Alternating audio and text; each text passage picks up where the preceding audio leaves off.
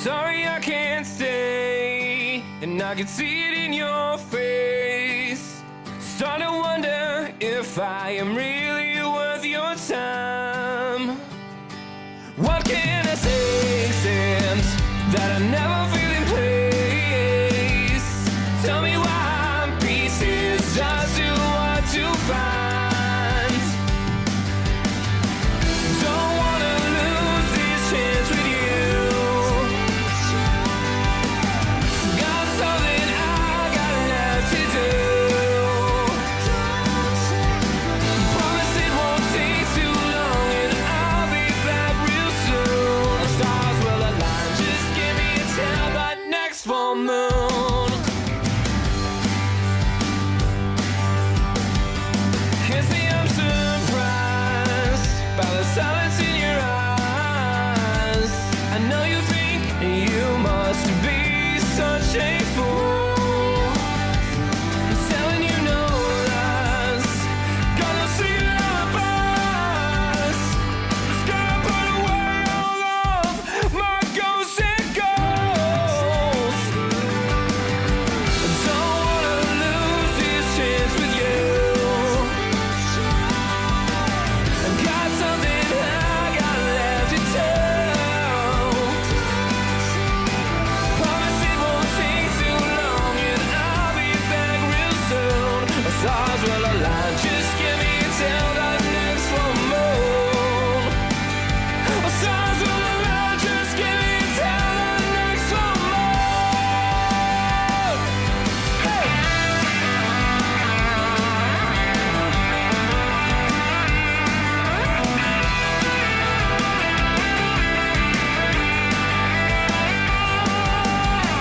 Promise I'll be back and don't you worry about that. Nothing can keep me away from you. But if you can't wait, then I will understand your pain. And I'll be so quietly with you. Don't want to lose this chance with you. Got something I got left to tell. Promise it won't take too long and I'll be back real soon. The stars will align, just give me until the next full moon. I don't wanna lose this chance with you. I got something I got left to tell. Promise it won't take too long and I'll be back real soon. Stars will align, just give me until the next full moon. The stars will align, just give me until the next full moon. The stars will align, just give me until the next full moon.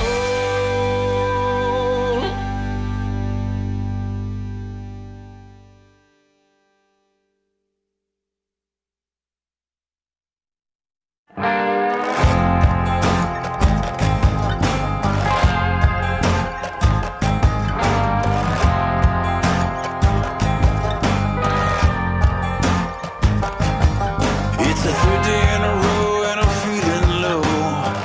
Got me working on the late shift. Better job is hard to find when you're riding a dime. But I gotta make my payments. 9 to 5 ain't no good, 5 to 9 ain't no better.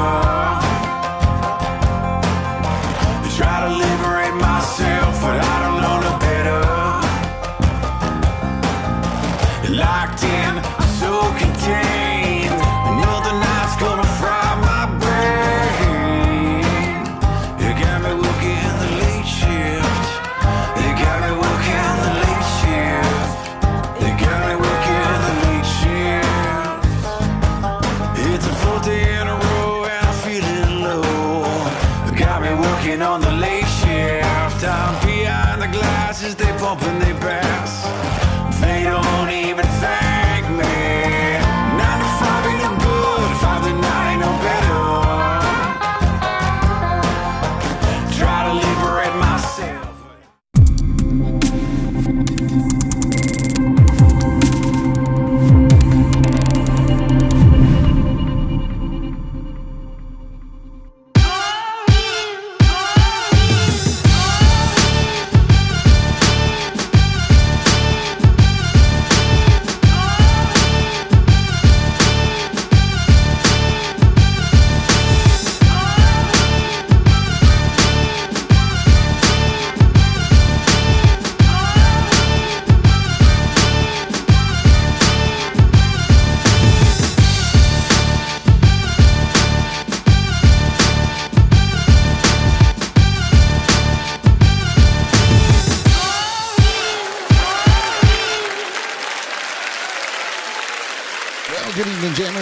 And welcome to a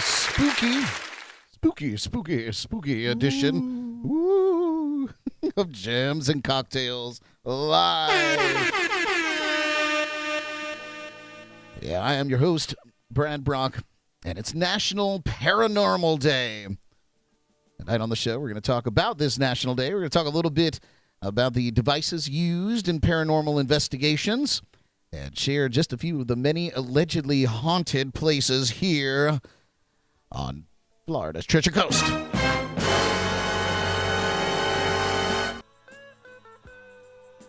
Let's say hello to the JNC Destruction crew this evening here in the lounge. Give it up for Ms. Ellie Brock and the master of disaster, Mr. Derek Zugel. Oh, very cute. Getting your little screenshots in. Oh, nice. They're learning, you guys. They're learning how to strike a pose so that I can take the screenshots without having to thumbnail. Yeah, and a good thumbnail. Wow. Very, very, very Gen X of you. Gen X, Gen Z, Gen LMNOP. I think that's where Who knows anymore? Where I land. I'm in a generation. That's all that matters. It's my generation. Thanks to all of you tuning in live with us tonight, and to those of you catching the show later on your favorite podcast platform like Spotify or iHeartRadio. Wherever you're tuning in, please come to our YouTube channel and like, share, and follow us on Facebook and Instagram. So I did a little upgrading. We're now streaming out to our Twitch page, which has not seen any attention in probably years at this point. Yeah, we're probably not what is normally on Twitch. Yeah, you'd be surprised. I was told that this they're doing a lot of this. Yeah. On Twitch. Yeah, there's a whole podcast section of Twitch now.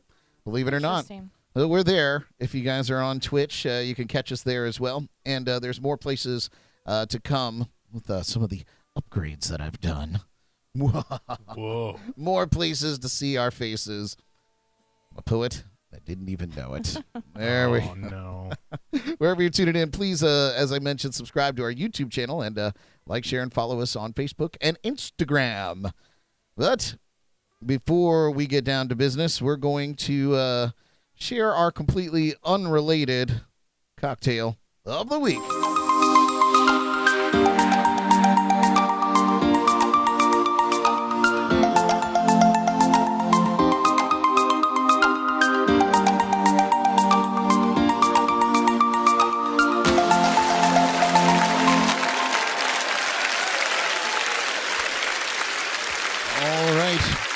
Cocktail of the week here, and I'm very excited about this. But you guys, there is a backstory to this cheeky little cocktail.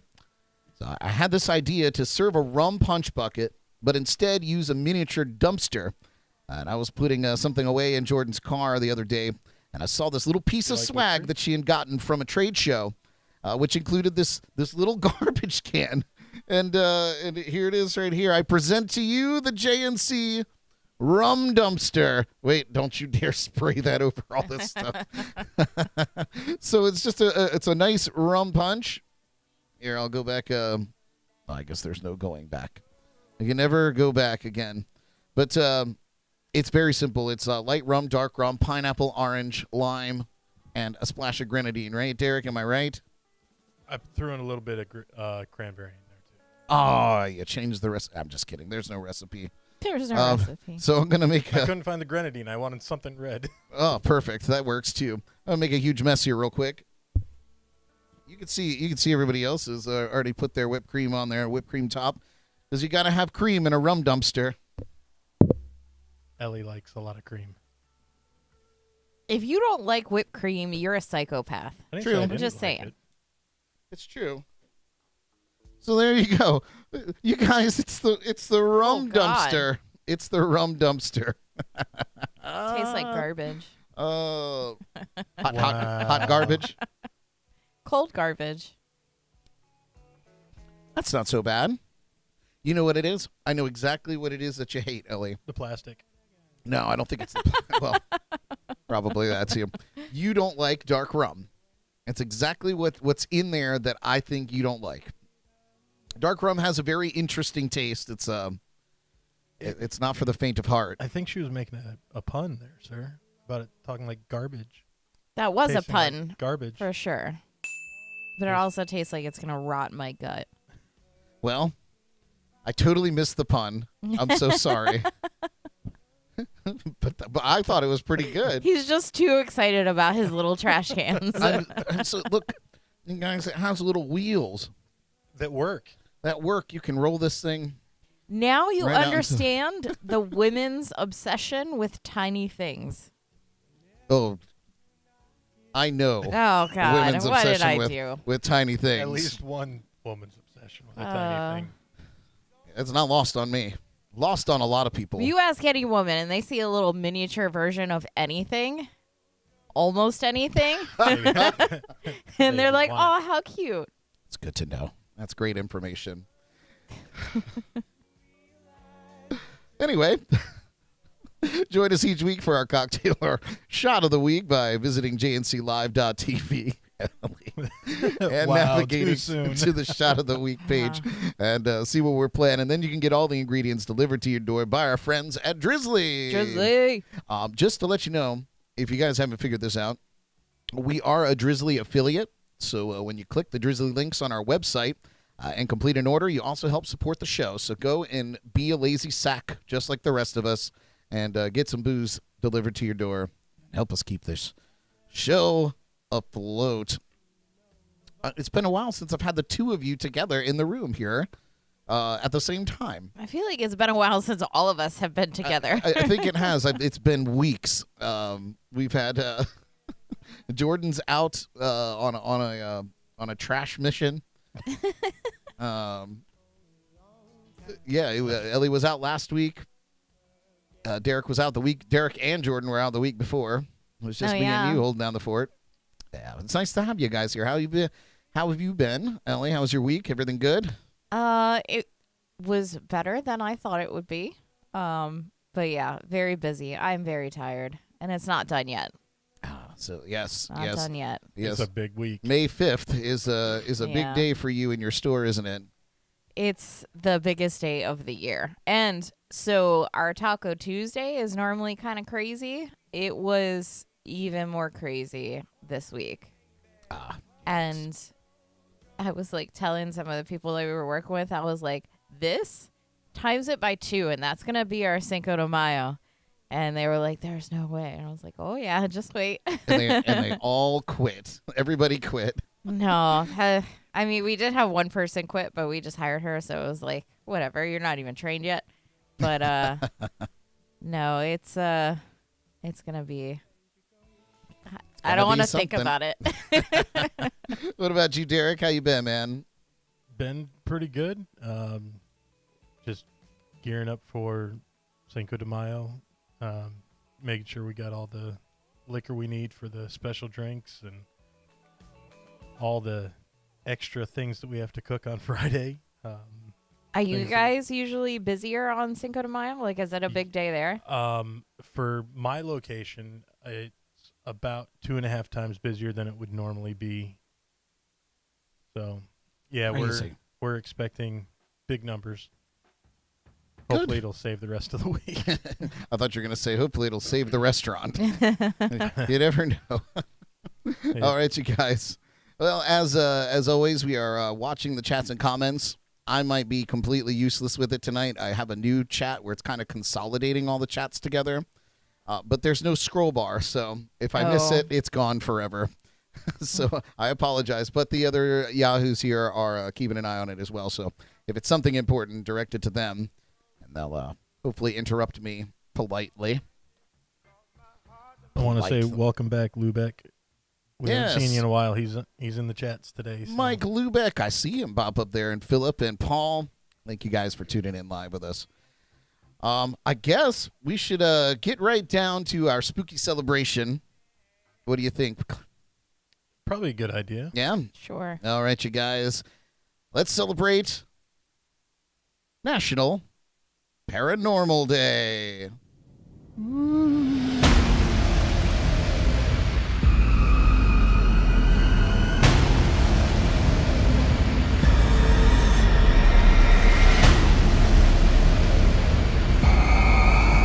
Oh, thank God, it's just a logo.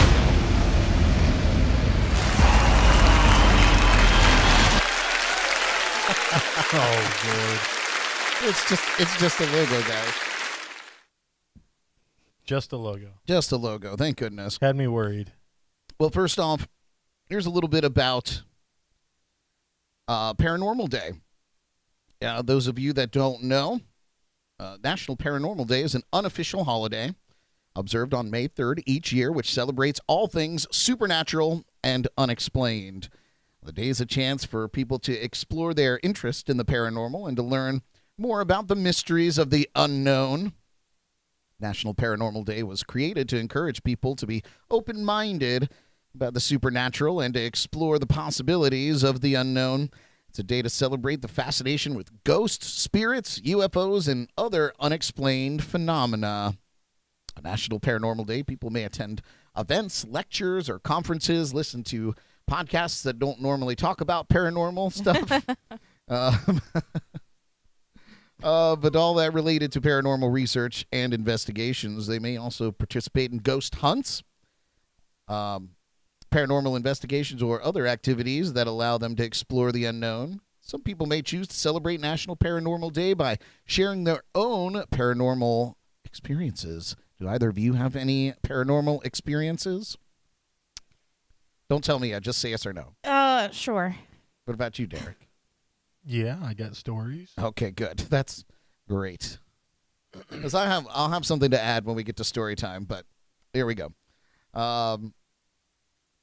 Whether through social media, blogs, or other platforms, podcasts, radio shows, internet television, others may watch paranormal documentaries, read books on the subject, or visit haunted locations to immerse themselves in the world of the supernatural. Overall, National Paranormal Day is a fun and lighthearted way for people to celebrate their interest in the paranormal and to connect with others who share their fascination with the unknown. No. Right? Ooh. So I will start by saying, and I've said this before, I have not had a real vivid paranormal experience myself. The only story that I can have that I've completely debunked, so it's really not even worth repeating, but as soon as we moved into this house, we have the little color changing thing on the back of the TV, the little strip, and I like it to be purple. Don't judge me. It's the color that I like for behind the television. It matches the Roku color. Anyway, so, so I would put it to purple, and I'd walk out of the room or whatever the case is, and I'd come back, and it would be yellow. And this happened for days on end in this house when we first moved in. And I was like, and then I had a moment, I was like, am I having my first paranormal experience? So very, very calmly in my house by myself, I was having a little conversation with this ghost. I said, listen, ghost, it's cool that you're here. I know we just moved in. Happy to share the space. If you want that to remain yellow, I will keep it yellow, even though I don't like it. And it never turned yellow again. Well, what did you find out it was? How did you debunk this? So the RF signals from various remote controls operate different things around a home. I realized that the volume on the sound bar for our television also changed the color of the backlight on the television. That's great. And so when I would, generally if I was watching TV or whatever, I was leaving the room, I would turn down the volume. That's just what I do. But I don't look at the television while I'm doing it. I give it 3 clicks and I walk out. Well, the down button on the volume remote changed the backlight to yellow. Wow. Debunked. How did you actually debunk that? Did you actually look at the TV at one point? Yeah. It's basically what happened. I was turning it down because Jordan had probably kept it up at some obnoxious level of you. And I was just turning it down, and I saw it change the color. Idiot. Anyway, so that's my ghost story. What about you, Ellie? What is your paranormal ghost story? I've never had like anything very specific happen either. But I've had like, I don't know, like telepathic things happen before. Okay, that's still paranormal to me. Yeah. There was one that like stands out to me, and it was when I was living with Steve and Jen and Colby was little. And I was like super hungover. And I was like half asleep, half awake. And I remember like laying there and just thinking in my head, I'm like, Colby's like up to some shit. And I'm in my room. Like, I don't know what's happening. And then I feel pain. And then I hear Colby like cry in my head. And then he starts crying in the house. And that was like super weird to me. Oh, weird. Yeah. So it's like you predicted him hurting himself. Yeah. Or she thought it into being. Maybe I Or you manifested it. Yeah. That's terrifying and terrible. You're a terrible person. Oh, wow. What about you, Derek? So I used to work at a job doing overnight maintenance, and I would get locked in a building by myself for hours. And my job was to clean things, so I would clean from the front to the back. Everything. But there were times when I would get done with the back and go back up front and check on things. And material that I knew had been on shelves were like 5-6 feet away from the shelf, laying on the ground, or there were broken things that were feet away from where they were when I cleaned. And so I actually went through and I watched a couple of the videos, and you could see things flying off the shelves at times. Did you hear anything at the time? I would never hear anything. I had headphones in because. Oh yeah, sure, that makes sense. But things would come off the shelves. And you saw it on video? I saw it on video. There was nothing there. I was the only one in the building Goosebumps. at the time. There were times when at the same job, I'd walk around a corner and I see the cooler door is on its way closing. I'm like, who just opened the door? I'm the only one in the building. Legit, the only person that's supposed to be in this building. You thought you were the only one in the building. I was the only physical one in the building. But yeah, I debunked the cooler door, but I never to this day, and this goes back 15, 16 years, I've never been able to figure out, because it didn't happen at just one location. It would happen at multiple stores that I worked at in my career doing this. Sounds like you got a little attachment. That's a term for the paranormal investigators out there. Sounds like an attachment, Derek. I don't know if it was attached to me or if it was just attached to the restaurant, because it was always at the same restaurant. Ah. Just different locations of that restaurant. Somebody really hated that restaurant. Or loved it and just wanted to make sure he left his mark. That could be too. Oh, man. Well, spooky stuff. If you want to leave your spooky stories in the chats and comments, happy to look at them and read them. Mike Lubeck left one. Said he got a divorce and his record albums mysteriously disappeared. Feel like we could probably debunk that one, Mike. Sorry about that. Bill Black, Captain Bill Black. We were actually just at a Bill Black event over the weekend, the Treasure Hunters cook-off or cookout. I always say cook-off, and he's like, it's not a cook-off. I'm the only one cooking. Bill's Treasure Hunters cookout. It was a wonderful, wonderful afternoon. You want to get into the supernatural and the paranormal, ghosts, pirates. That's another thing. A lot of that. He says all the psychics already knew about this. Not sure, about everything that we're talking about. Possibly. All right, you guys. So you may be familiar, of course, with paranormal television shows like Ghost Hunters. Everybody's seen that, right? Oh yeah. Yeah. Or Ghost Adventures with my dude Zach Baggins, my best friend. My best friend in the whole world, Zach Baggins. No relation to Frodo. No. No relation. So during the shows, they have all these very cool devices, right? They have all these very cool devices that they use to look for ghosts, right? So we're going to go through and talk about a few of them. First off, the EMF meter. Now I'm going to, while we're doing this, I'm going to try to pull up some images. I knew I was forgetting to do something today, and then this was it. but I do have them. So let's see. This is an EMF reader, and let me put it in the screen here. I'll fix it in post. So this is an EMF meter. It looks super space age. I don't know if they all look this way, but their EMF stands for electromagnetic field. EMF meters are used to measure electromagnetic energy in a given area. Paranormal investigators believe that spikes in EMF readings can indicate the presence of ghosts or other paranormal activity. That thing is scary just to look at, isn't it? Yeah. Oh my God. I don't think they all look like that.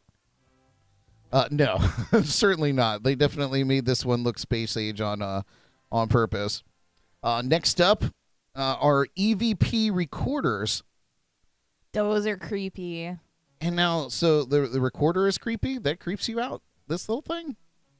It's basically just an office memo before cell phones were capable of keeping notes. This device just records your voice. But they've been known to capture the sounds of the spirits. And I actually have a couple examples of EVPs. Are we ready? I forgot to load these up to you, so I'm so sorry, you guys. I really suck at this job. Let's see. Where is it? Sounds like they're playing the trumpet. Yeah, that's not the EVP, I promise. Okay. So this was actually this was taken from a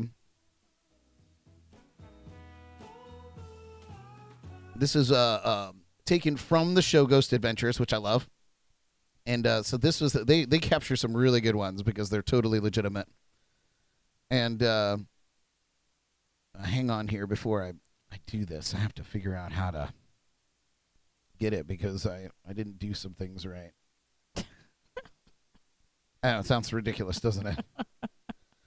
Hang on. I got this.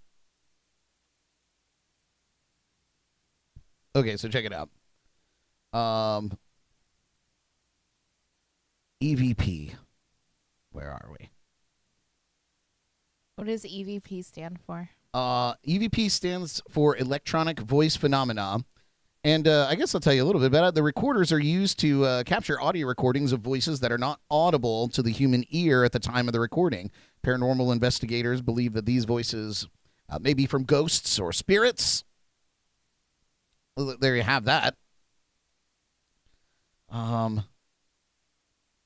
Let's see. Is this going to play? I think it's going to play now. Maybe. We'll fix this in post.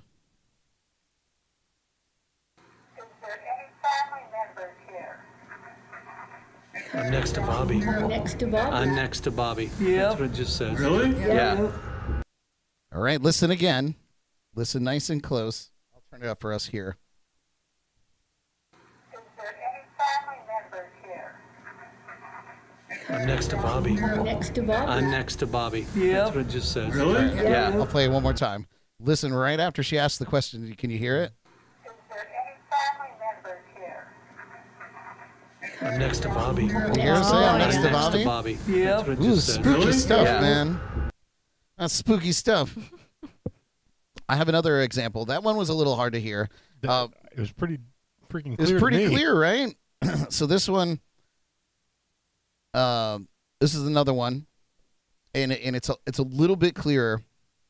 Let me know if you could tell what it says. Can anyone cover my Duffy shift tonight?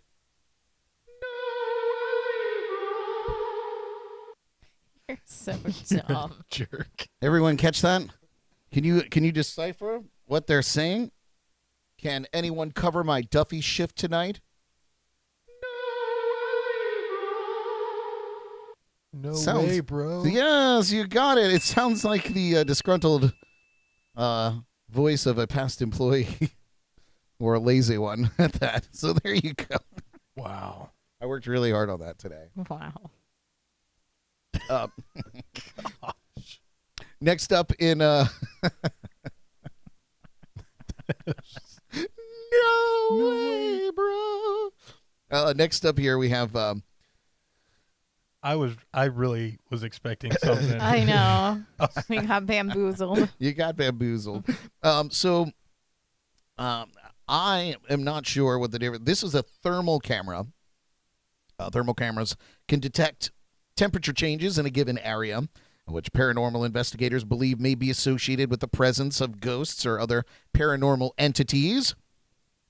They also have infrared cameras that can capture images in low light or dark environments, allowing investigators to see potential paranormal activity and may not be visible to the naked eye. I feel like a lot of these tools like combine those two somehow, because I found a lot of that was like thermal and infrared. I don't know what the difference is. I'm an idiot. Aaron, our friend Aaron, chimed in. I guess he says he's got a story from the St. Augustine Lighthouse. Let's have him. Maybe he texted me. If he did text me, I'll check it after this segment here. There's also motion sensors that paranormal investigators use. And these are kind of fun. So they toss these babies out there, and they look like little cat toys. But they light up when spirits apparently move around them. So you can tell when there's a ghost nearby. And then there's also spirit boxes, which is my favorite on Ghost Adventures. And this just basically cycles through a bunch of radio signals or frequencies, and the ghosts are able to somehow talk through it. And you can tell that it's not, one of the voices on the radio because it's consistent over all of the channels as it sweeps through. I don't have an example of that, but it's very cool. Ghost Adventures, check it out. Very cool show. So that's just some of the devices that paranormal investigators use to look for ghosts, which I think is pretty cool. And so I'm going to check my phone here. Have you ever gone on one of those For Aaron's story. paranormal ghost trips, like in downtown Stewart or anything? I haven't. And have you, Derek? I've participated in part of one. I haven't gone on a full one, but hearing the stories and yeah, it's pretty freaky sometimes. Yikes. Especially when you work at one of the buildings that they're going to. Oh, Yeah. that's spooky. Yeah, for sure. Which was the Duffys there? Which was the Duff. Oh, God. Yeah, I imagine so. I think it used to be like a bank or a post office or something Both. back in the day. Yep. A lot of killing doing in the post office And the bank. and the bank. So this was just sent in by our friend Aaron. And, oh boy, I guess I could have blown that up a little bit. He said this was taken from the St. Augustine Lighthouse. And do you see a ghost up there? Do you see a ghost in that photo? I see somebody's head right there on the side, but oh look, yeah, you can kind of see it down in the right-hand corner of that window. You see a little head popping out. And apparently, there was not anybody in there at the time. Spooky. All right. Isn't the St. Augustine Lighthouse like notoriously haunted though? Yes, Okay. St. Augustine as a whole, Yeah, that's in general, the whole city, totally haunted. true. Yeah. A lot of bad stuff happened there. All right. Well, we're going to dive into just a few of the many, many stories of local Treasure Coast haunts. And we're going to start off on our list here in Stewart. We're going to go down to Stewart. This is a place I've not visited, but now having heard the story, I might have to go and check out. Enjoy our very first haunted place here on the Treasure Coast. As we begin our paranormal tour of the Treasure Coast in Stewart, Florida, we come upon a mysterious and haunting building that has stood the test of time, the House of Refuge Museum at Gilbert's Bar. Originally built in 1875 as a place for refuge for shipwrecked sailors, this historic building served as a beacon of hope and safety for those lost at sea. But as the years went by, the building fell into disrepair and became abandoned, its walls echoing with the ghostly whispers of a forgotten past. In 1954, the House of Refuge was saved from destruction and transformed into a museum dedicated to preserving the history of the brave men and women who once sought shelter within its walls. But despite its current use, some believe that the ghosts of the building's past still linger here. Visitors and staff have reported hearing strange noises and seeing unexplainable movements in the shadows. Some have even claimed to have seen the ghostly apparition of a young girl wandering the halls of the House of Refuge. But the most chilling tale associated with this haunted building is that of a former lighthouse keeper who died tragically within its walls. Some say that his ghost still lingers here, searching for peace and resolution. But is this building truly haunted, or is it just in our minds? Only time can tell, right? There you have it there. The Gilbert's House of Refuge museum there. Spooky stuff. Do you see that spooky ghost at the end? It was clear as day. Yeah.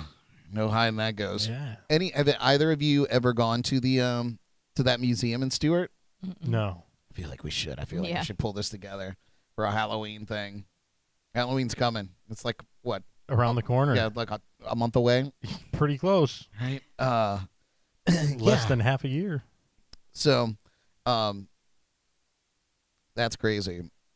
They also say that there's a little girl that runs around there that you can hear her like laughing and giggling and shit, and that is just children ghosts are way scarier than grown-up ghosts. Right? Bro. Little Yeah. like kids' laughter is the most terrifying thing I've ever heard in my life. Oh my god. Ever. Even in the movies, when you have a child ghost, they are the worst. So scary, man. So scary. It's not the last on this list. It's not the last. Oh boy. All right. Are you guys ready for the next story? I'm pretty ready. I'm interested to find out which one is next. All right. Well, Derek, on our next Treasure Coast haunt, this one hits a little close to home for you and I. Is the Devil Tree? No, No. Okay. not yet. Not This yet. one hits even closer. Enjoy this story. Oh, well, that's not the story. And we're back. Song and story are very close in writing. Oh goodness. Enjoy this story. Next in our look into the paranormal history of the Treasure Coast, we find ourselves in Fort Pierce, Florida, where we discover a mysterious and haunting building that has stood the test of time, the McAlpin Fine Arts Center at Indian River State College. Originally built in 1925 as the First United Methodist Church of Fort Pierce, this historic building served as a religious and social center for the community for many years. But as the years went by, the building fell into disrepair and became abandoned, its walls echoing with the ghostly whispers of a forgotten past. In the 1980s, the then Indian River Community College purchased the building and transformed it into a state-of-the-art performing arts center, renaming it the McAlpin Fine Arts Center. Despite the extensive renovations and upgrades, some believe that the ghosts of the building's past still linger there. Visitors and staff have reported hearing strange noises and seeing unexplainable movements in the shadows. Some have even claimed to have seen the ghostly apparition of a woman dressed in period clothing wandering the halls of the McAlpin Fine Arts Center.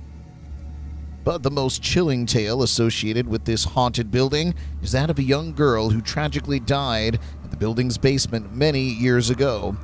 Some say that her ghost still lingers there, searching for peace and resolution. Inside the McAlpin Fine Arts Center, we can feel the weight of its history and the presence of something unexplainable. Is this building truly haunted by ghosts of its past, or are these merely stories and legends? It's a ghost. Yeah, Derek. So, yeah. You're not Derek. I don't know if you remember. So when in the video, when it showed the seats and you could see those windows up top, Yeah. that's what we called the library. That was the music library. Oh, yeah. And we had, as part of scholarship stuff, we had to go up there and clean and do things like that. I hated it up there, especially when they made me go alone. But during performances, when it's pitch black, except for lights from the rafters and spotlights and stuff, I remember seeing like flickering lights up in there, those windows. And it used to freak me out. I asked Dr. Reith about it a couple of times. I asked other people after shows to be like, hey, who was up there? And we would go up there and look, get in other trouble while we were there. But there was never anybody up there. Spooky. And only a few people had the keys. It's crazy, right? Yeah, it was weird. Yeah, the McAlpin, it's a spooky place.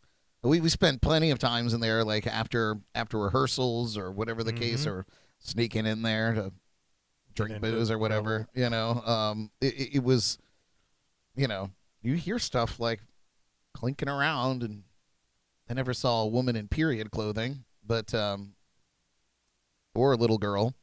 But like I said, I don't have paranormal experiences. We'll get to that again coming up in more stories. What do you think, Ellie? Have you ever been to the McAlpin Center? I've been as like a guest to watch the shows. Didn't you ever do like honor choir there too? I don't think we ever did No, it there. honor band. I spent a lot of time in that theater. Yeah, Lord. we both did. Lord. I played a bad guy on that stage. Anyway, another story for another time. Yes. We have another theater on the list, another theater in Fort Pierce. This place is a Fort Pierce staple, and a lot of people go there. So now you might have something else to look forward to at the Sunrise Theater. Check out the story. As we continue our paranormal tour in Fort Pierce, Florida, we come upon a grand and majestic building that has stood for almost a century, the Sunrise Theater. Built in 1923 as a silent movie theater, the Sunrise Theater quickly became a popular social center for the community. Over the years, the theater underwent numerous renovations and upgrades, eventually becoming the beautiful performing arts center we see today. But with a building as old as the Sunrise Theater, it's no surprise that rumors of paranormal activity have circulated for years. Some claim that the ghost of a former stagehand who tragically died during production still lingers within the walls of the theater. Others have reported seeing the ghostly apparition of a woman in a long flowing dress walking the halls of the theater. Some speculate that she may be a former actress who once graced the stage of the Sunrise Theater. Within the Sunrise Theater, we can feel the energy of its rich history and the weight of its ghostly tales. Does this theater house a cast of wayward spirits, or is it all just an act? Ooh, scary. There's the ghost. Oh, no, it's just me. Same color. Sunrise Theater. Have either of you guys been to the Sunrise Theater? I have. Yeah. I have not. No. I am not. I'm unsure. To look at the picture, it looks familiar. I don't know if I had done something there in school or if You we and I did a performance there That makes sense. for. But I don't think I've gone there on my own accord for any reason. We got paid in college to go there and sing. College was a weird place. And A you weird don't remember time. much of it, I so. don't remember much of it, or high school for that matter. I remember the friends. I had good friends. But yeah, that place is crazy old. Yeah, it is. And yeah, a silent movie house. Really, that first photo, what a gorgeous place. Wow. Guess I need to go in there and look for some ghosts and take in a show. I saw the Nutcracker Suite there. Yeah? Yeah, it Nice. was pretty good. I didn't see any ghosts that I know of. But you weren't looking. You I weren't wasn't. looking, you know. I think it makes a difference. Ellie, you look perplexed. You look pensive. I'm just tired. Oh. I'm here. Good. I'm glad you're here. And you guys, this wouldn't be a Treasure Coast haunt list if we did not talk about this final place. And I believe that Derek and I will have quite a discussion on this one. We have a very similar story. And if you're from Port St. Lucie, you already know what's coming. This is our final haunted story here on the Treasure Coast. This is a doozy. On our final paranormal stop, we venture into the heart of Port St. Lucie, Florida, where we come upon a dark and foreboding place. A place that has earned a reputation as one of the most haunted locations on the Treasure Coast, the Devil Tree at Oak Hammock Park. Legend has it that this tree was once used as a place of execution for criminals, and it's said to be cursed by dark and malevolent forces. Some claim that the tree itself is a gateway to the underworld, and that the spirits of the damned still linger here to this day. But one of the most chilling tales associated with the Devil Tree is that of the murder of 2 teenage girls in the 1970s. It's said that the girls were lured to the tree by a group of young men who then brutally murdered them and left their bodies to rot beneath the cursed branches.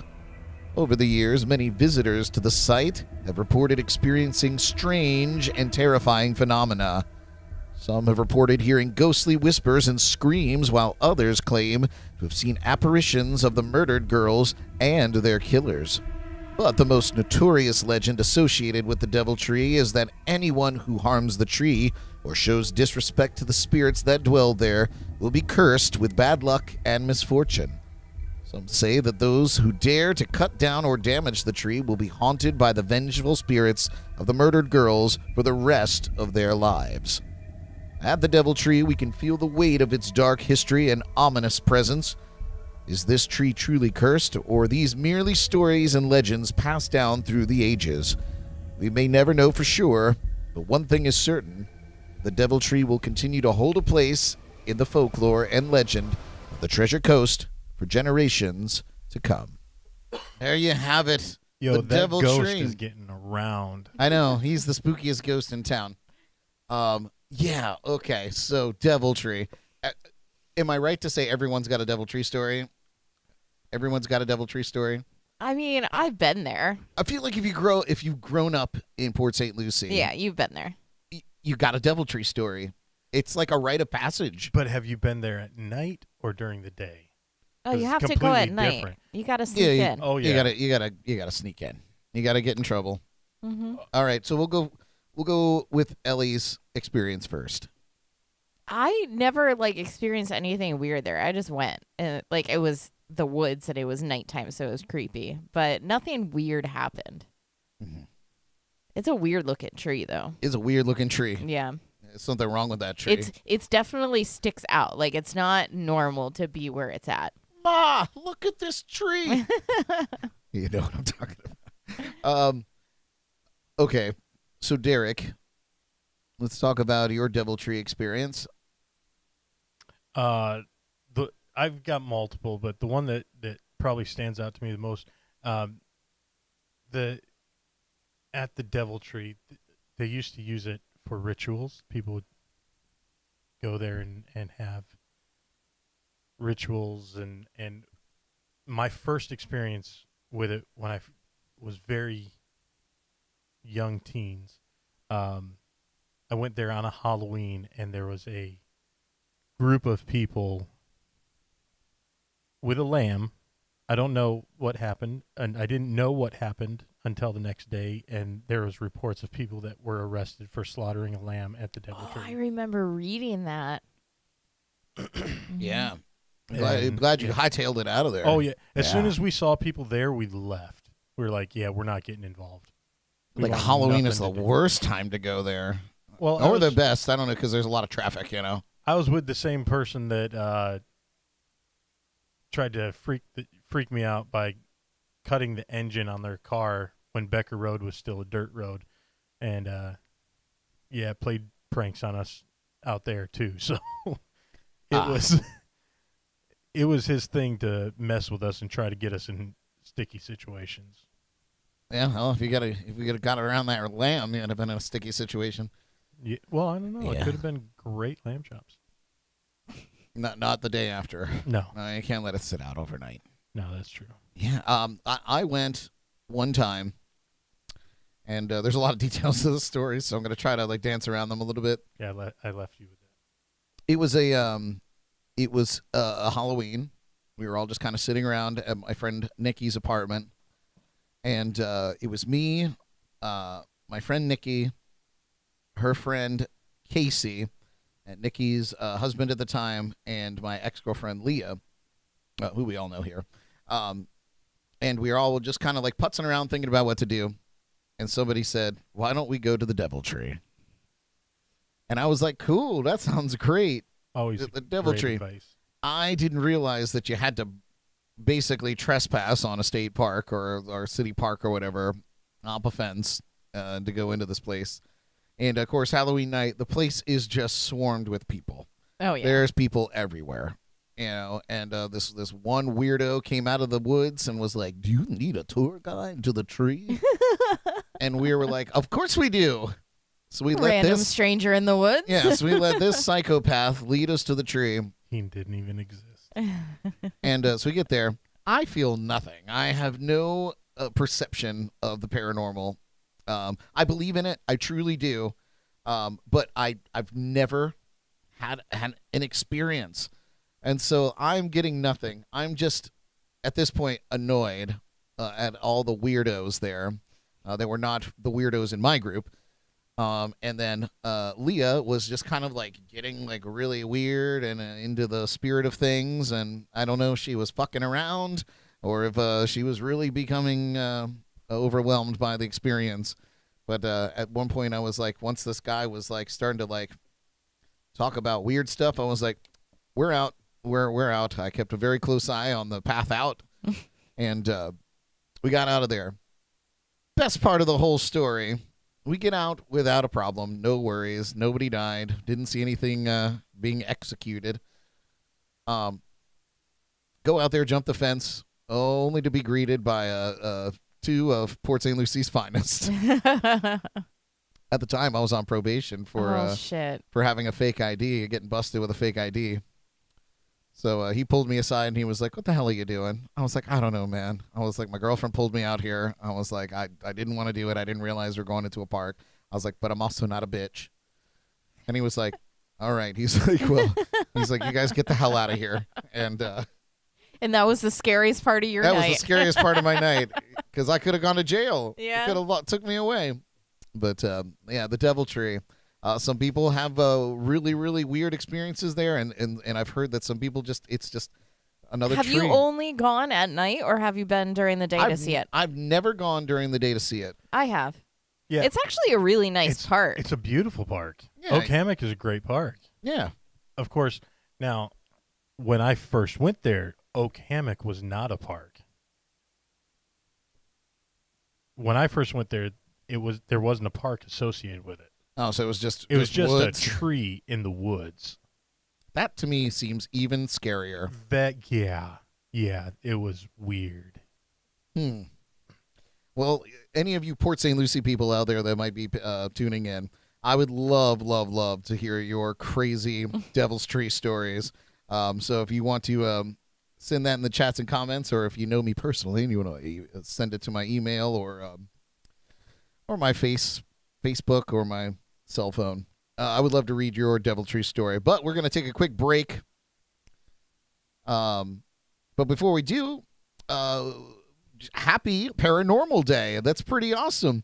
And when we come back, we're going to play a little Name That Tune round.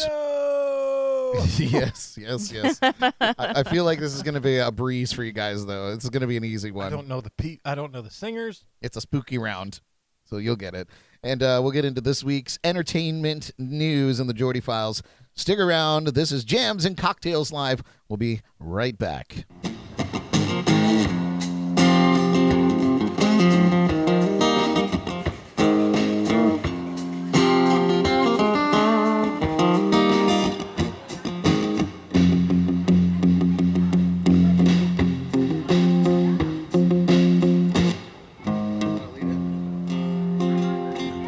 Well, Blackwater Hattie lived back in the swamp where the strange green reptiles crawl, where the snakes hang thick from the cypress sticks like sausage on a smokehouse wall, where the swamp comes alive with 1,000 eyes, all of them is watching you.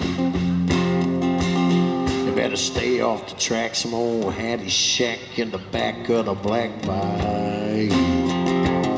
In the back of the Black Bayou.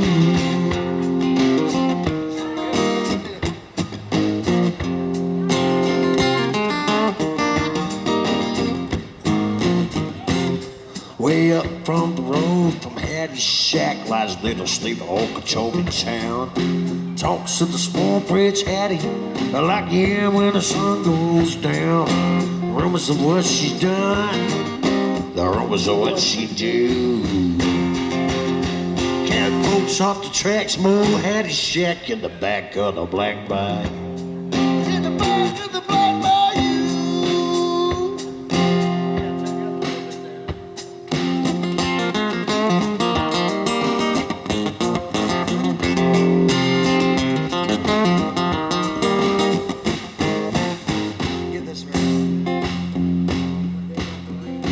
They brought the rains and the rain stayed on and the swamp water overflowed. Well, the skeeters and the fever grabbed the town like a fish stalk. Jackson was the first to go. Some say the plague was brought by Hattie. There was talks of hanging too. But the talk got shackled from the howls and the cackles from the bowels of the Black Bayou. From the bowels of the Black Bayou.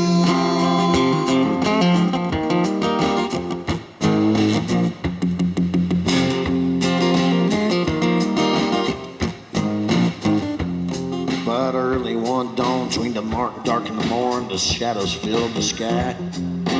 Unseen caller came in to Okeechobee and all hope had run dry. Sent uptown to find a big black round, vat full of gurgling brew. All the whispering sounds as the folks gathered round said it came from the Black Bayou. Came from the Black Bayou. But you can't have no pride if you're trapped inside a slowly sinking ship.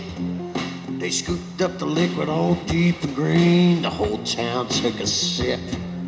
The very next day, the fever went away. The skies went from black to blue. Well, let's fetch old Hattie for saving our town going. Get her from the Black Bayou. Get her from the Black Bayou. Gonna get her from the Black Bayou.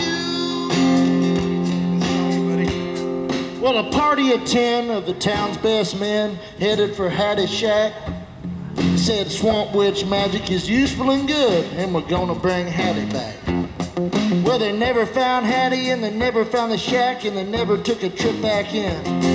Just tacked to a stump was a parchment note that said, "Don't come lurking again. Don't come lurking again. Don't come back again. Don't you ever come lurking again." Oh, yeah. That was our good friend Johnny Depp Prestige and his rendition of Swamp Witch. Good little paranormal song. Emily, would you consider witches paranormal? Yeah. Good. I mean, they're supernatural. Yeah, good. guess. Supernatural. I mean, I feel like that's all in the same kind of realm, Yeah. right? Well, Yeah. we're there. We're there. And we're here. And we're back. And it's time for a spine-tingling round of Name That Tune.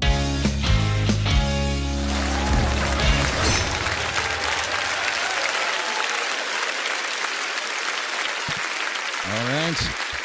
We have our willing contestants We're held against our will. Don't here believe that. tonight. I feel like I need to flip flop the screens here because now I'm looking this way on the screen.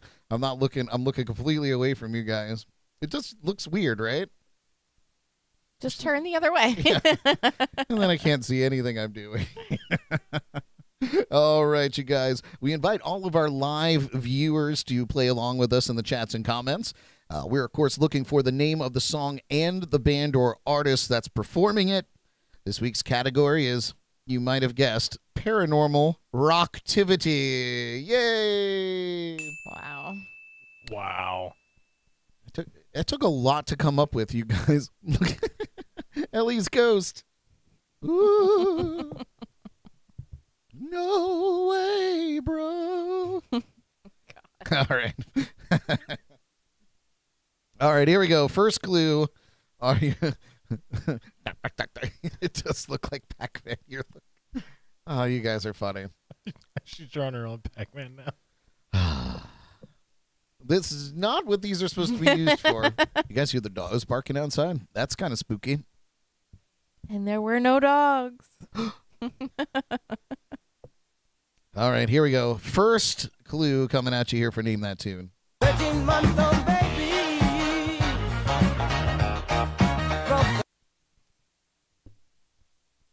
Here's that clue one more time.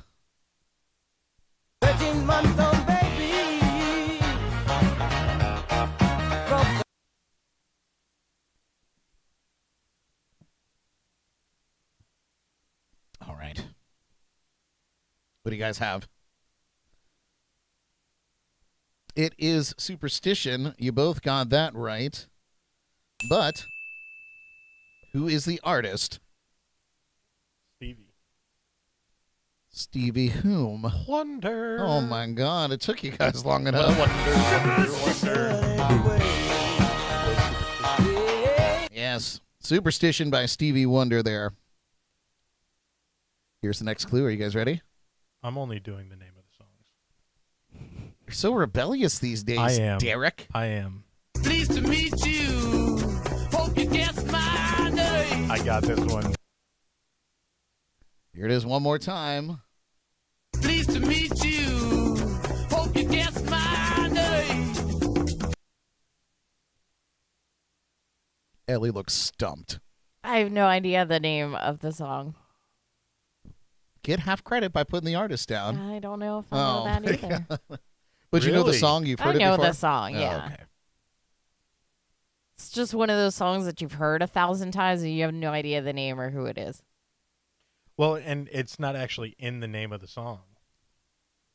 Or the name of the song isn't in the It's true. lyrics. I mean, if you look hard enough, you find some of it in there. At the very beginning. Rapid Dog got it there over on YouTube. What do you guys have? It is Sympathy for the Devil by the Rolling Stones. Ellie, did you have nothing? I am not. Have some sympathy and some taste. You love Yes. Well done. Well done. Okay. Are you guys ready for the next clue? Ready as I can be. Good. Good to hear. All right. Here we are. Turn your back on me, baby. Don't turn your back on me, baby. Here's that clue. One more time. Turn your back on me, baby. Don't turn your back on me, baby. Ah, Ellie's writing. Could be good. Could be the comeback kid here and Name That Tune. She's much better at this game than I am, so I'm okay with that. No one at all knows how I am at this game. Oh, you're too freaking good at this. That's why you don't play. Yeah, yes. I'd have to come out with like church songs. Yeah, that would probably throw me off. Rapid Dog, killing it. You're killing it tonight. You got it there. It is Black Magic Woman by Santana. Well done, Ellie. Yes. Got a black magic woman. I'm pretty sure this song was on Guitar Hero, which is why I know it. It's possible. All right. Next clue in paranormal rocktivity.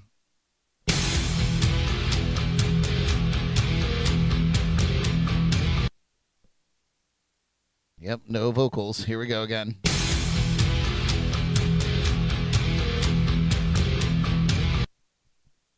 Song's such a jam. It is.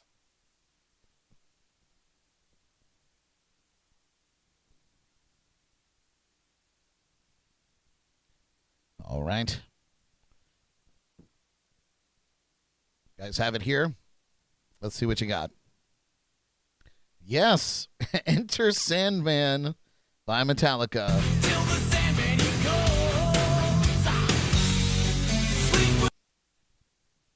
So good. Want to listen to the whole thing. Can't do it. Get blocked. All right. And finally, final clue here on Paranormal Rocktivity. Name that tune. Here we go.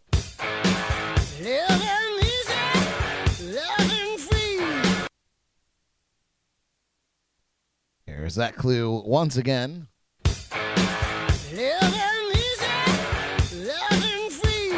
I didn't realize that this would be my genre. I told you this is going to be an easy one.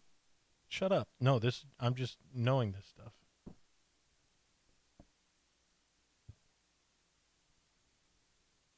What do you guys got? Nothing? Ellie's got nothing, which is wrong. But Derek nailed it there with Highway to Hell, AC/DC. You have to take the highway in order to get to the stairway to heaven. Ellie, it's so easy. It's the easiest one. She's tired, Brad. Leave her alone.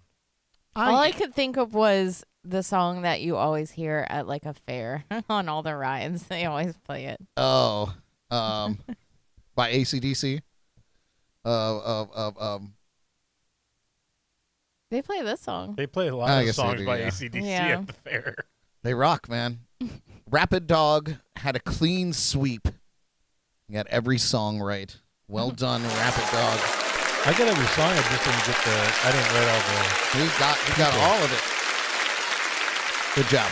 Great job Googling things, Rapid Dog. Oh, that's not nice. I'm joking. He didn't do that.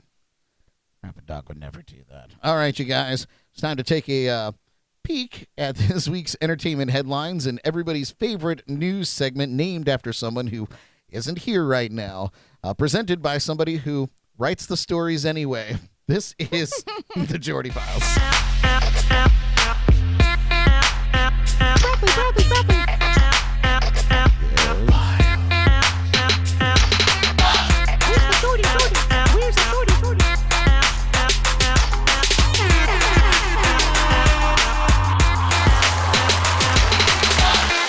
Oh, yes.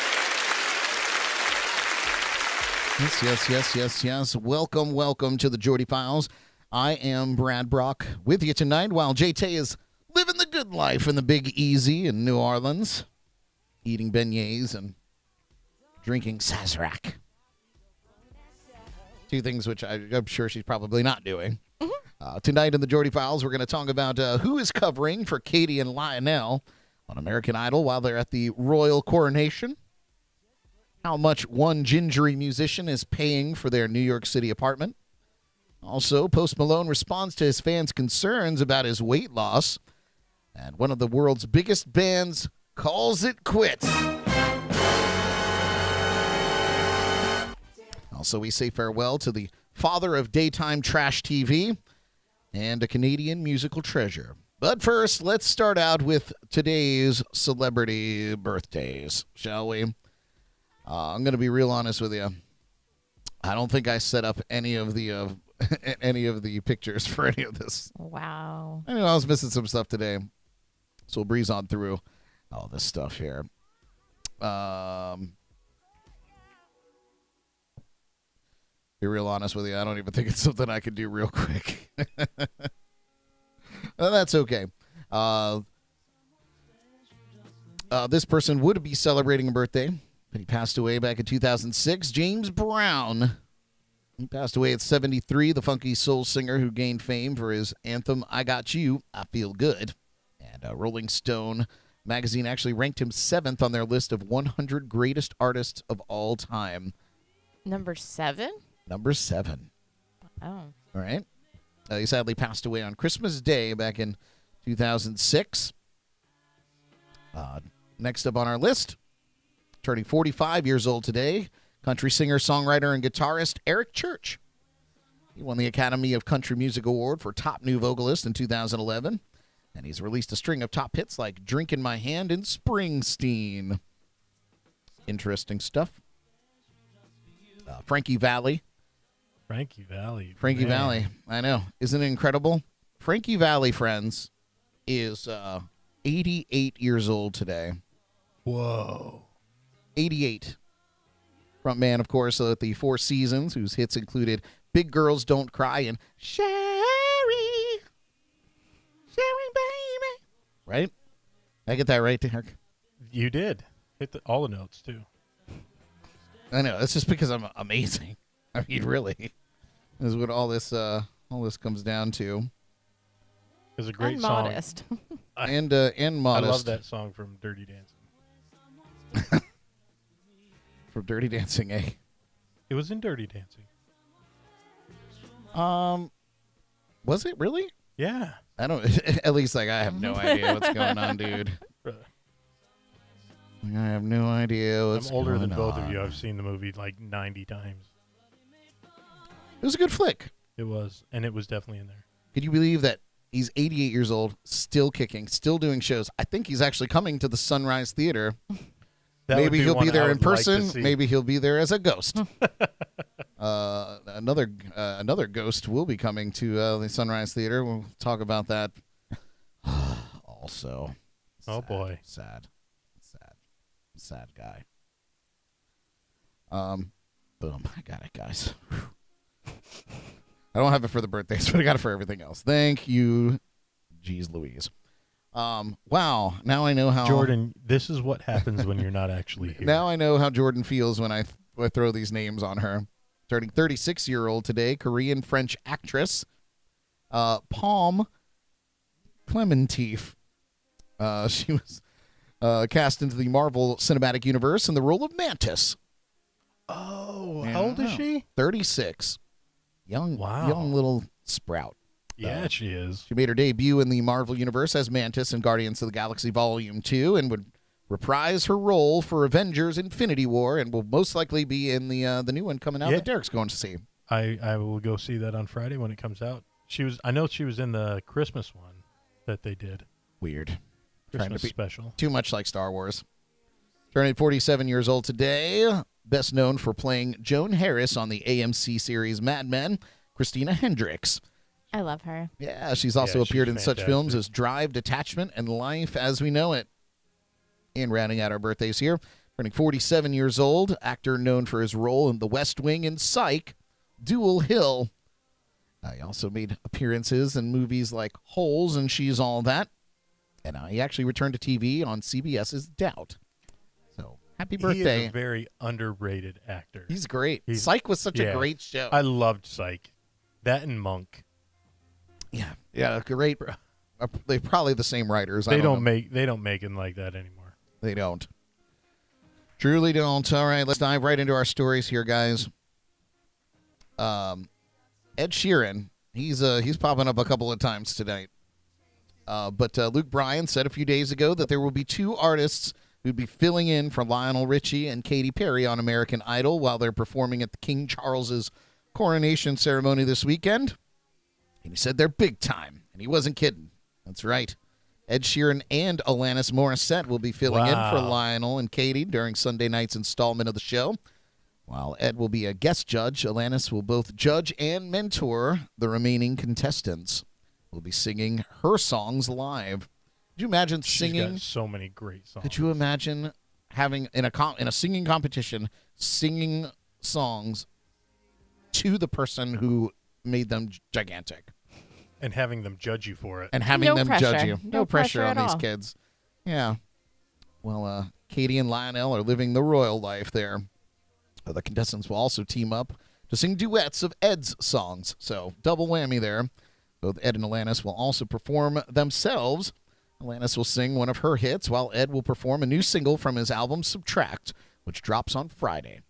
Meanwhile, Katie and Lionel will be checking in with the show live from Windsor Castle. Very posh.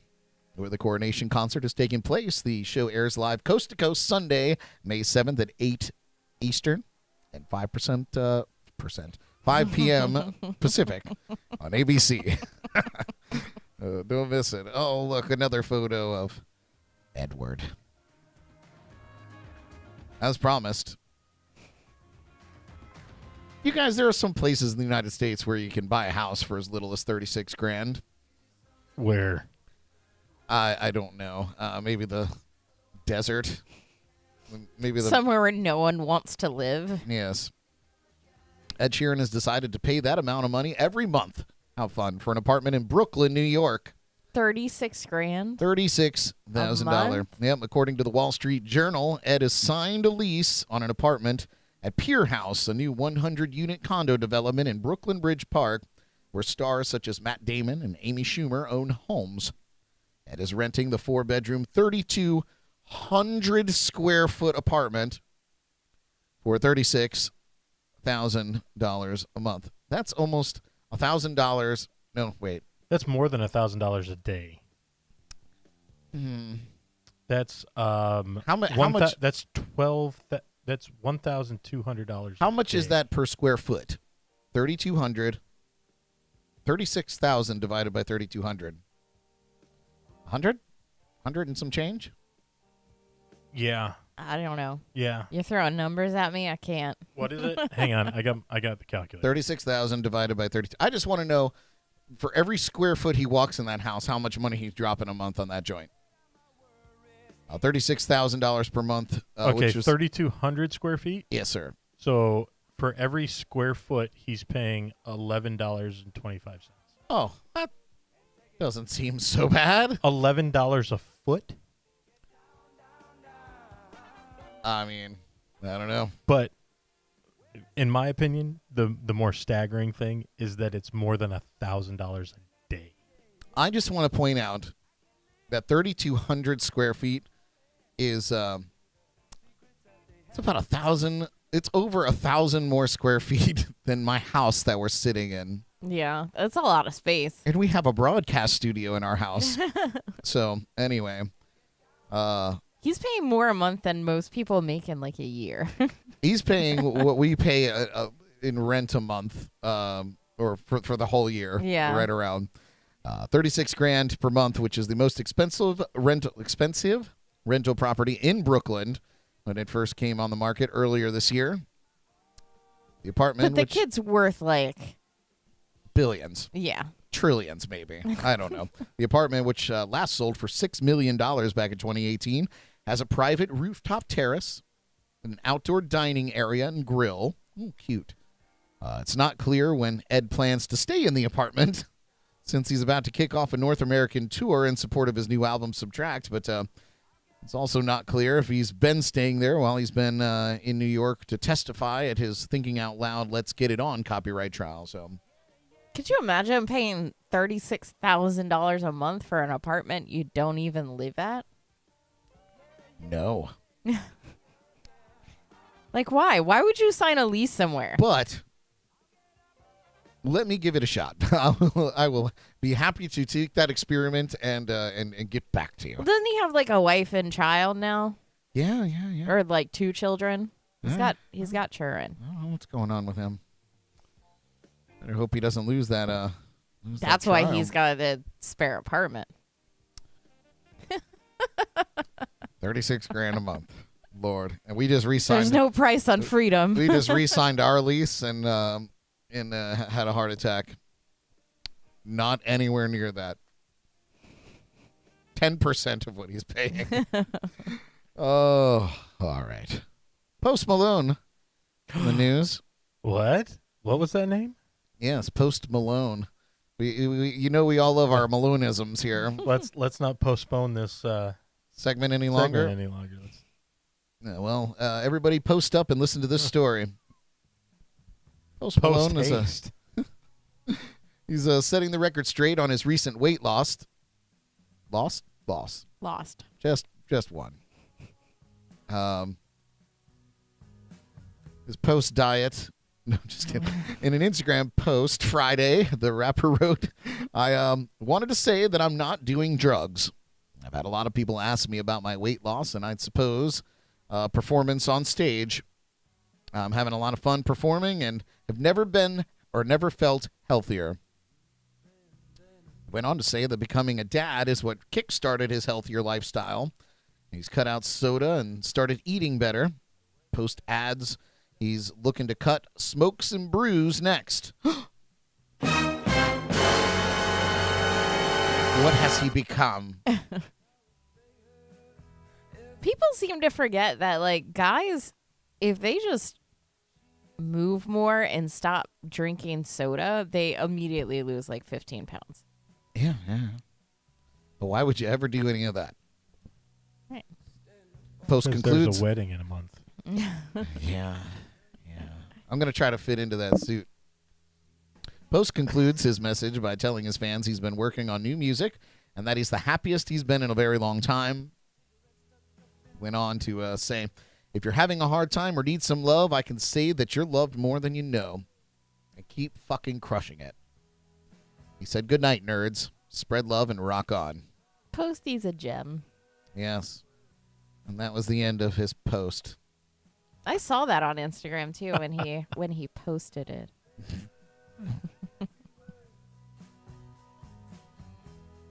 All right. On to our... What are we going to do in the post-Aerosmith era? Gotta live Malone. That was 2 in 1 for you. Listen, you guys. I live Malone. This next story, sad for some.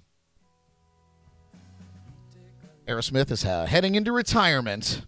Finally, Again? Jesus Christ. Yes. Again? And they're doing it with a farewell tour. Oh, of course. The group announced on Another Monday one. that they'll have a 40-date North American tour featuring special guests, the Black Crows. They're dope. I think it'll Yeah, be a they great are. show. Aerosmith said in a joint statement, it's not goodbye, it's peace out. Oh, God. I've seen them in concert one time, and they put on quite a show. Aerosmith? Yeah. Like, I can imagine. swinging out over top of the crowd, and yeah. Yeah, I heard there's one show at Coral Sky or whatever the fuck it's called now, where they unveiled a little stage platform out in the grass, and Joe Perry and Steven Tyler were out there. They did a little set, Yeah. like it in the was- middle of their show, out in the grass. I think everybody killed each other trying to get up there. But yeah, that was a story I heard. They also went on to say, "Get ready and walk this way. You're going to get the best show of our lives." Yeah, you tried it. Yeah, I can't do it. I can't hit You're those choked. notes anymore. The I new wore tour, the wrong pants. the new tour will be produced by Live Nation and will kick off in Philadelphia on September 2nd with stops across the U.S. and Canada, including the Kia Forum in Los Angeles, New York's Madison Square Garden, Austin's Moody Center, Seattle's Climate Pledge Arena, Chicago's United Center. How do you know you're living in 2023? The Climate Pledge Arena in Seattle. Chicago's United Center, Toronto's Scotiabank Arena, and more before wrapping in Montreal, Quebec at the Bell Center on January 26th. There'll also be a stop in Boston for a special hometown show on New Year's Eve. No more details about that. Tickets for general sale will be available this Friday, 10 a.m. local time on Ticketmaster.com. Hope it doesn't crash. Right? Hope you all get some tickets. And we got some sad news to end out here. But it's important. You guys. The man, the myth, the legend. Jerry Springer. Jerry. The father of daytime trash television. And the former mayor of Cincinnati. That's right, Jerry Springer, longtime television host whose tabloid talk show was known for outrageous arguments, thrown chairs, and physical confrontations between sparring couples and homewreckers, died last Friday after a brief battle with pancreatic cancer. Family spokesperson said Thursday Springer was 79 years old. There were so many people that were posting RIPs for Jerry this week. And one that stood out to me is a friend of the show's who referred to him as their grandfather. And all of the people that sent their regards to her for losing her grandfather. Oh, wow. Oh, no. Oh, no. I was like, oh, my gosh. They all thought her granddad was Jerry Springer. Yeah. Brilliant. Yeah, it's definitely, I feel that in my childhood. Oh, yeah. He was there on every day I skipped school. every day pretending I to be faked sick. being sick. I was Yep. watching Jerry Springer like 3 weeks ago. Crazy. There was nothing else to watch, and I was on like Reruns? Roku TV, and I was just like, "Oh, sure." Wild. He had the Judge Jerry show, too. He did, he where did. That he was his the deal. judge. Wow. Mm-mm-mm.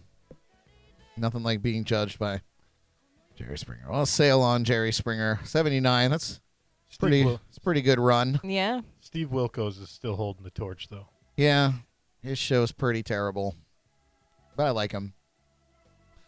I like when he yells at people. Next on our death Throws list, chairs. Canadian music icon Gordon Lightfoot No. passed away at the age of 84. He made it a little bit longer than Jerry.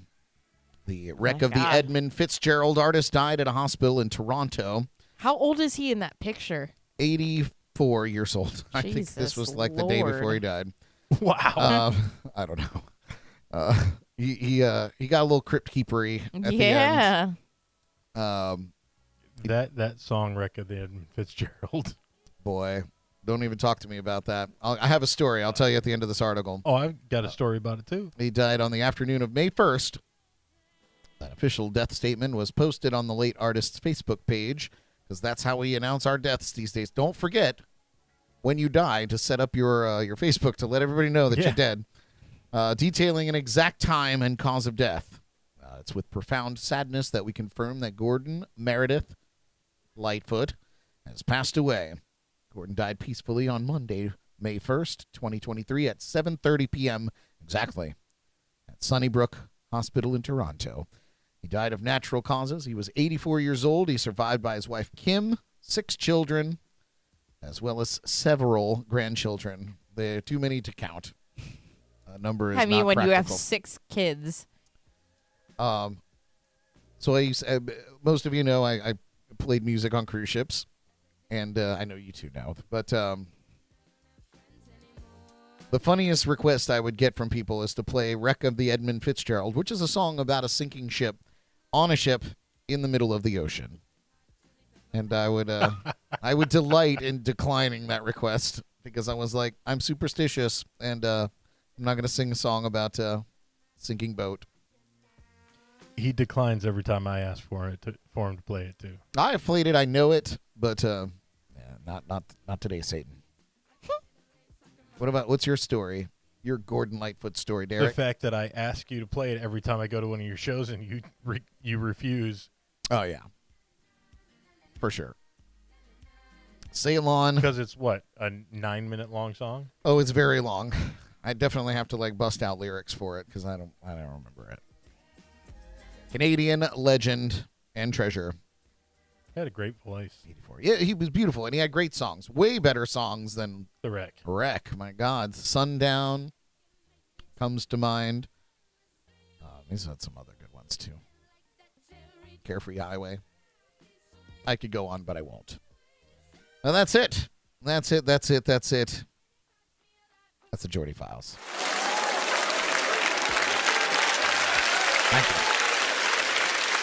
Great job, Bordy. Thank you, Geordie. Bratty. Oh, Jordan. Cricket. Oh, no. Not here. All right, you guys.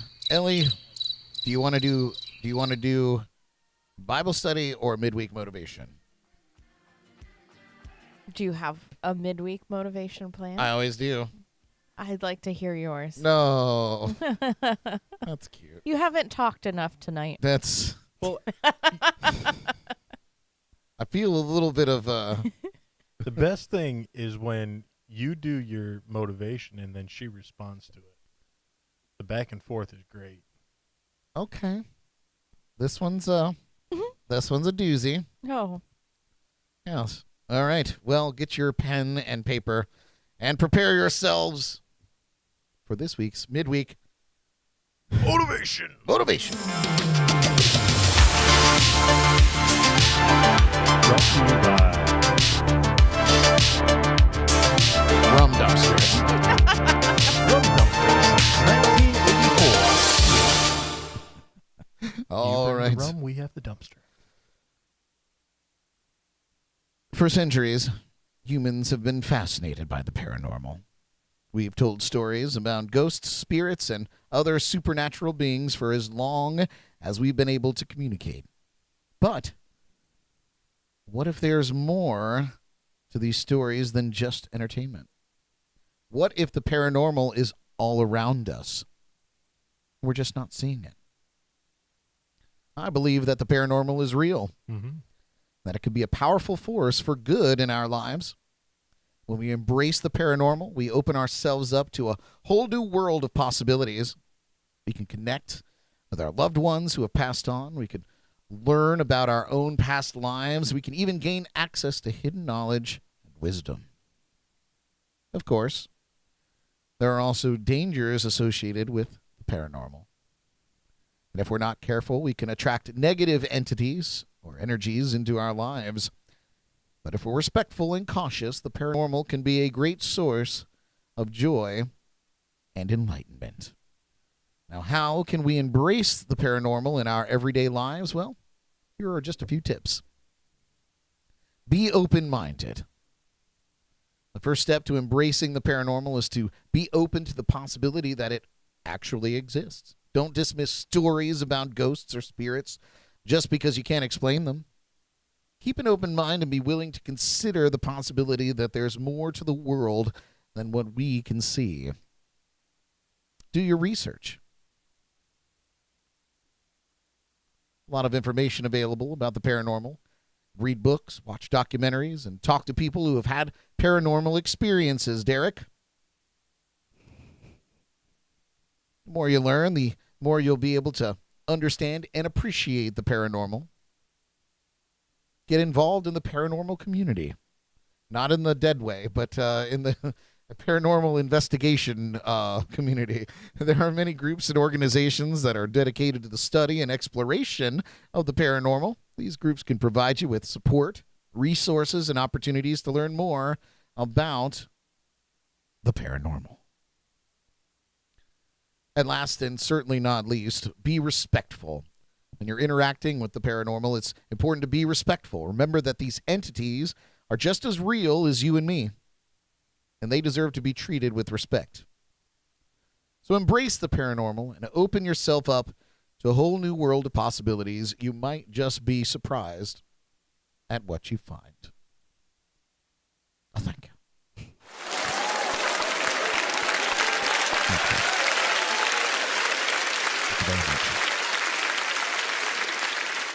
I do have another paranormal story if you want to get into it. It's very in-depth and might take a little bit, but just so you know. Well, Derek, we're here. We're here for you. I'm We're being here. open-minded. I'm doing my research, getting involved, and being respectful. Please So- tell your story. They're different facets of the paranormal activity beliefs, and I guess you could, when you come across supernatural things, you can start thinking of guardian angels. Sure. So probably my most prominent supernatural paranormal experience was getting hit by a car and not breaking a bone, not dying, not being able to walk away from it 3 days later. I got hit pretty hard. It was a pretty nasty accident. I was on a bike and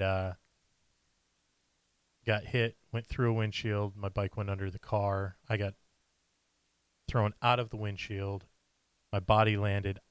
From what I was told, I got up, started walking to make sure the people in the car were okay. Sounds like something Derek-y. And then I laid down, like, just laid myself down, and the rest is history. I wholeheartedly believe that I had a guardian angel that day that protected me, and that guardian angel is who got me up and started walking to make sure these people were okay. It wasn't me. It was this guardian angel who laid me down. There's no reason other than a supernatural entity for me to be sitting here today. I believe that wholeheartedly. That to see photographs of you, Derek, and maybe on another show we'll get into that whole thing, because I think that's all show worthy, that whole experience. But to get photographs of you, I was out in the ocean. I was in port and was catching up on emails and whatever. But to see photos of you immediately after that accident was just heartbreaking. And all of the things that had to work out for me to be sitting here today and for my family to have been alerted, everything supports a supernatural entity being involved in waking me up and saying, get your stuff together. Yeah. And because it happened right across the street from where my mother works. She was alerted to it just because of a phone number on a building. I mean, none of my stuff could have been used. I wasn't awake, and I was fully awake other than my heart stopping a couple of times, but I was fully awake most of the time. I just wasn't conscious. Sure. I remember nothing. Probably for the better. For the better. I mean, I remember waking up to a doctor saying that if I were to regain consciousness, I'd be a vegetable. oh God, they need to watch their damn mouths. I And, have no idea who's listening. I was listening, and I said, well, that sucks because I hate vegetables. I remember that story very so- clearly. That is my most prominent and actually most recent paranormal experience, is the thought of guardian angels and a higher power, dare I say God, on YouTube protecting. No, we've been decommissioned. No, seriously, man. The story that comes to mind for me is when the container on the crane crashed into that building in the Netherlands. Yeah. And just had the wherewithal to get out of the way, and these huge plate windows came crashing down on the dock. It was on the skyscraper. It was crazy. It's amazing that no one was around except for my friend Janice and I, and we were able to take shelter. We just happened to be in this little archway that we could go into before it all crashed down. Yep. Something out there keeping it all in motion so that I could be here and run my mouth on this show today with all of you. Aren't you lucky? All right. Let's see. Oh, look, we got a on Twitch. Somebody commented. We got a comment from Twitch. Hi, I want to offer promotion of your channel. Viewers, followers, views, chatbots with the prices lower than any competitor. Thank you so much. Wow. Dogehype.com. Thank you for commenting. I'm sure that works in our favor with the algorithm. Anyway, all right, you guys, we're gonna jump right into our shameless plugs. Oh yeah.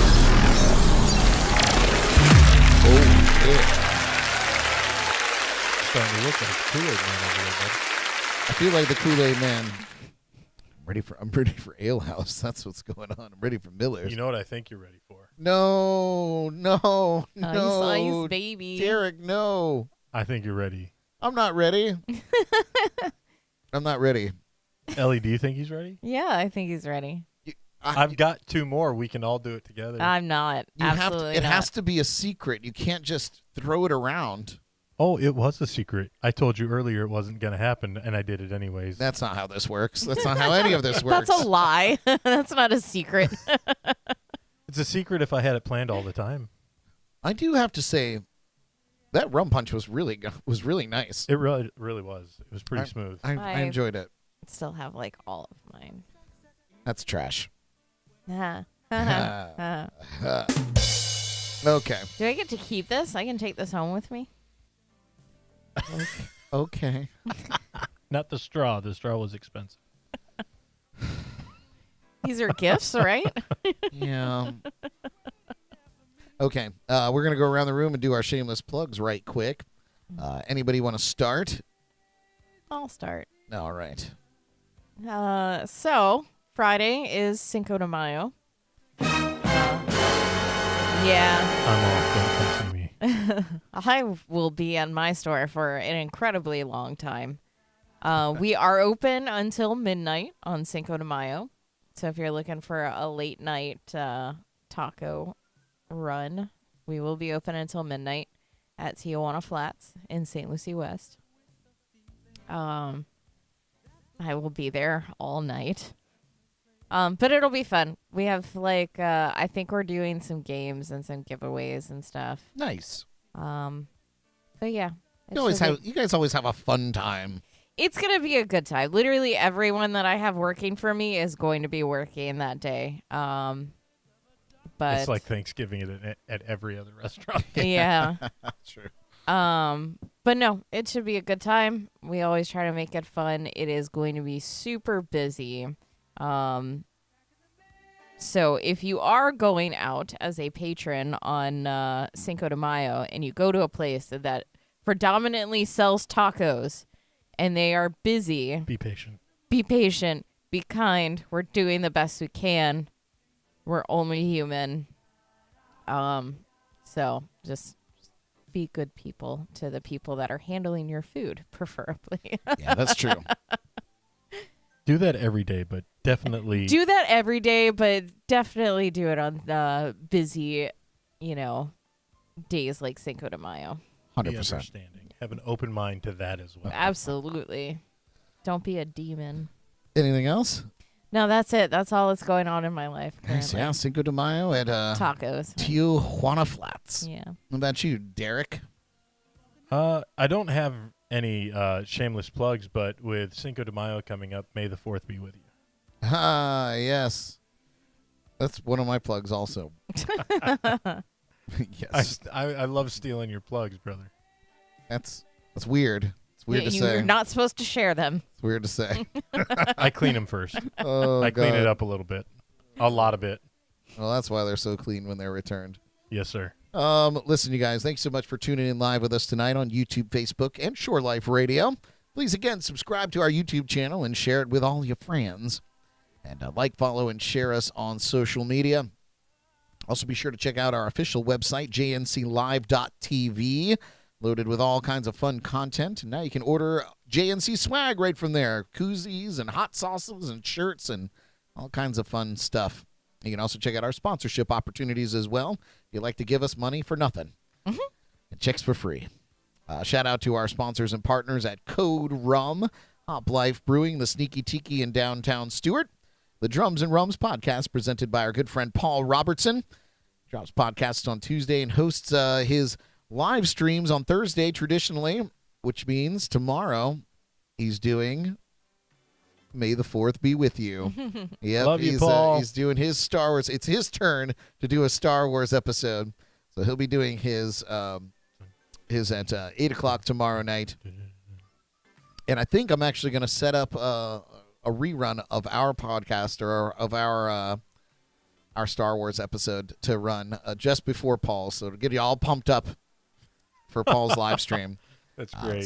So that'll be set up. I'll put out a little invite for you guys to check out that rerun. It was a great episode. It really Oh, was. Ellie, you missed it. Yeah. Ellie needed to be the one there. She's got tattoos. She's got Star Wars tattoos. Prove it. I have one Star Wars tattoo. Hold, please. There it is. Yes. The Look at yin that yang, the muscles. good and evil. It's wonderful. The muscles. The muscles. You're shredded. Have you been eating your post cereals? Oh, God. My Yep. shredded wheats. Yes. Normally, you're yelling at us for taking it too far. I know.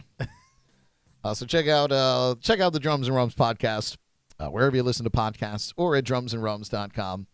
And it'll be a good time tomorrow for Star Wars. We love it. Bro, you are full of Maloney. Yes. Oh, no, I'm thinking too hard. The Bug Juice, bug repellent and skincare products, Chesser Custom Designs, laser etching and engraving, LearnToLiveAboard.com, a wonderful blog about living aboard a sailboat, AcademyOfMidFlorida.com. You can earn your MBA completely online. You can be a big fat slob in your computer chair and become a business person.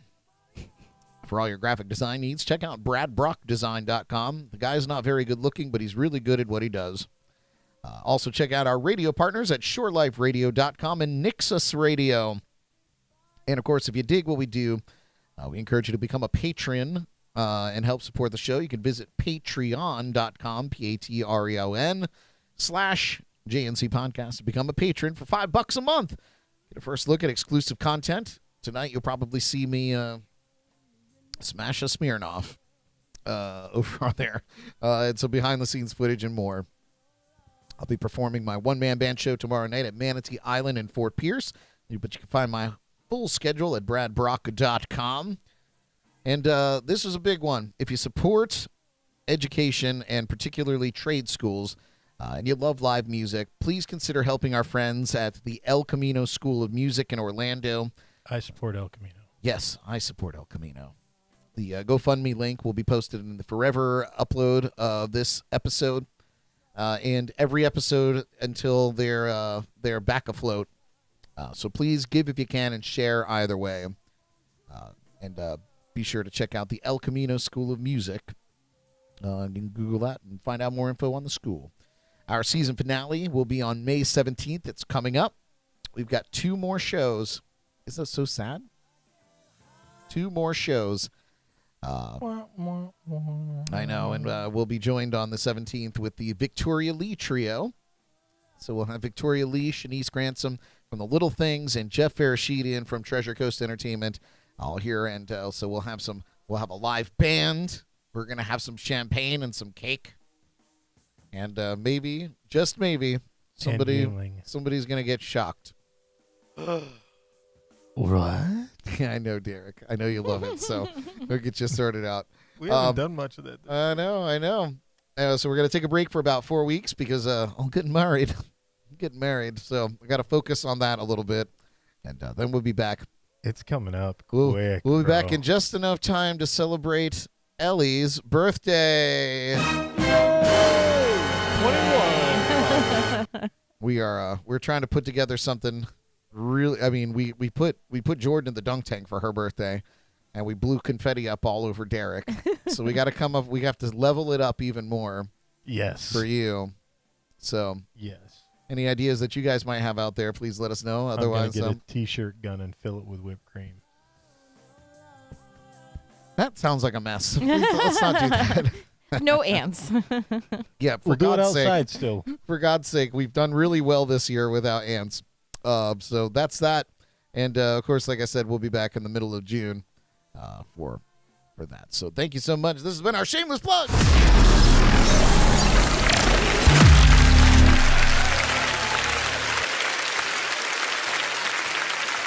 All right. Well, leads us up to you opened it. You didn't even save it. Derek's iced himself.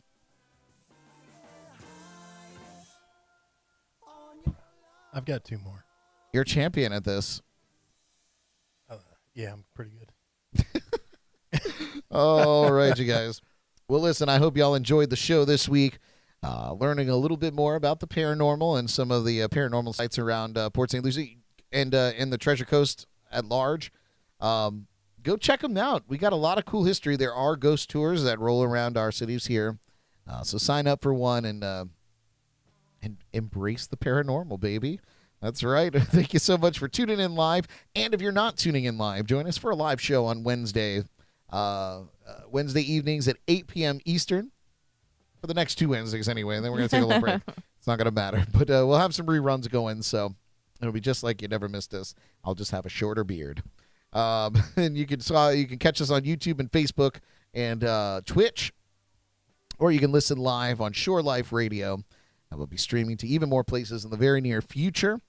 Give it up once again for the JNC Destruction Crew. Look at the camera, you knucklehead. There you go. Yes. Oh, we make it too easy on ourselves. Oh, and Jordan. Oh. No, I'm just kidding, guys. Jordan will be back next week, but we wish her safe travels home tomorrow. Thank God. I don't know what to do without her when she's not here. Everything stays so clean and tidy. I have nothing to do with myself. Next week on the show, we're joined by Mitch Fine and the Kevin McLaughlin to talk about their amazing Allman Brothers tribute. Brothers, after all, so don't miss that. It's going to be a great time. And until then, keep your spirits up and your demons down. Take care of yourselves and each other. Broadcasting live from the legendary JNC Lounge, I'm Brad Brock. We love you. Good night. I'm amazed. How did this all get like this?